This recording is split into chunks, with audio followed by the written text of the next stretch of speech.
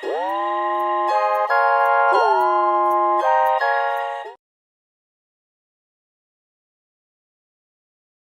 енді импульстың сақталу заңына келетін болсақ, дененің, не болмаса жүйенің бастапқы импульсы оның кейінгі импульсына тең болу керек.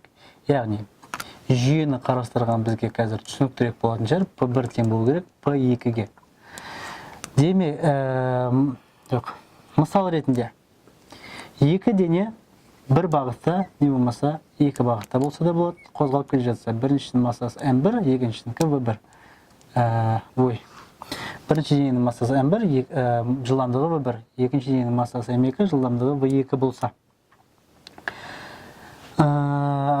Бірінші дене мысал ретінде бізде екінші денені жетіп алып, соқтығысты, соқтығысқаннан кейінгі екі түрлі жағдай бар олардың қозғалуларының.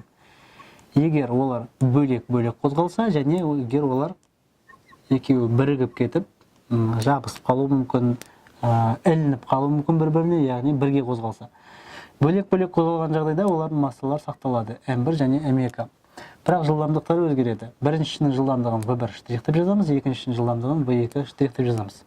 Бірінші жағдай үшін импульстың сақталу заңын жазатын болсақ. Бастапқы импульс M1 V1 плюс M2 V2.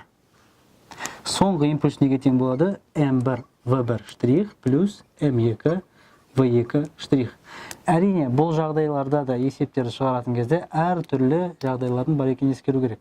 Мысал ретінде бірінші денені жетіп алып соғып, кері қарай қайтатын болса, бірінші дененің алдына минус қойылады таңбасы, өйткені біз бірінші дененің бастапқы бағытын плюс бағыт ретінде қабылдадық. Бұл бірінші жағдай. Екінші жағдайға келетін болсақ, егер екі дене бірге қозғалса қалай болады?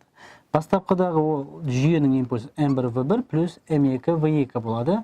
Ал егер бірге қозғалған кезде олар жылдамдықтары бірдей болады және массалары жабысып қалғандықтан бір тұтас дене сияқты қозғалады, сол үшін массаларын қосамыз. Көбейтілген, оның жылдамдығында әдетте кітаптарда V деп белгілейді, сол үшін көбейтілген V болады. Енді бізде екі жағдайда жеке-жеке айтып кетейік.